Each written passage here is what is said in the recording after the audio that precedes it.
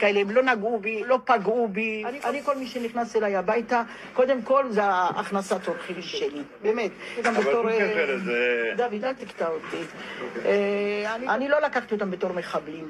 אין בית בישראל שלא שמע את סיפורם הבלתי נתפס של רחל ודוד אדרי, שהיו בני ערובה בביתם, בעוד שמחבלי חמאס מתבצרים בו. רכבים כאלה, גובה 1.80 מטר, רוחב 1 מטר, 20 קלצ'ניקובים, 70 רימונים, אפודים של חיילים. כמה ילדים יש לך? וזה אומר, יש לי 3 ילדים, 2 בנות, לא כואב לך שהם יהיו יתומים? אז הוא אומר לי, הילדים שלי מעודדים אותי לעשות את זה. אני אומרת להם, אתם תלמדו אותי ערבית, אני אלמד אתכם עברית, בוא, אנחנו אחים.